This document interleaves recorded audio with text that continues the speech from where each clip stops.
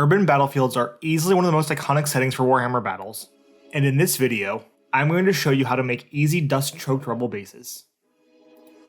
First, I start off by applying a thin layer of epoxy putty to the base and push it around to provide some slight undulations. My thought here is that piles of rubble will be pretty uneven, so a little bit of variation looks more natural. I use Epoxy Sculpt for this, but any 2-part epoxy putty you have lying around will do. Next, I cut up pieces of plastic sprue to represent larger chunks of rubble or bricks. I try to cut these into roughly square shape, but there really is no right or wrong way to go about this, so just have fun with it. I also tear up some chunks of cork from a wine bottle cork, as these look perfect for blasted pieces of concrete and other masonry. These pieces are then pressed into the epoxy putty in a somewhat random pattern.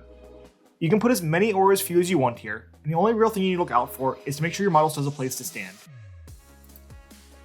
I actually take the mini that I plan on putting on the base and gently press its feet into the still uncured putty. This leaves behind a pair of footprints that I can stay away from when placing larger chunks of rubble.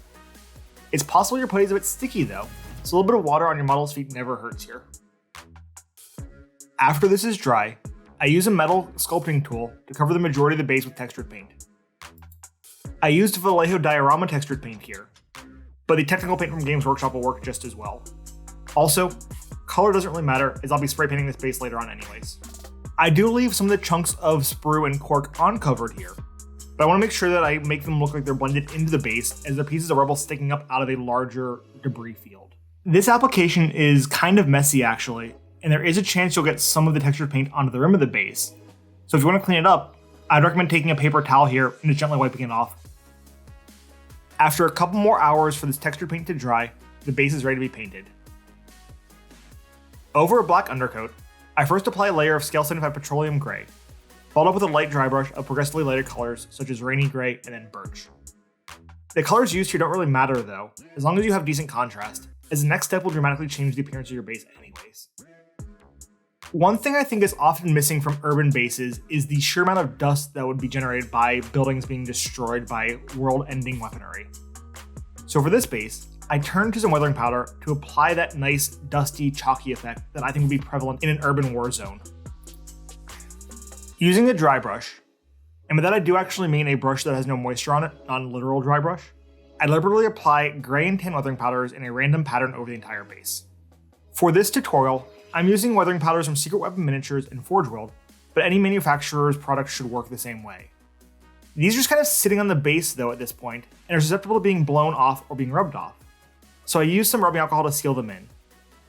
There's nothing too complex for this step, and all I really do is use a cheap brush to flood the base with rubbing alcohol.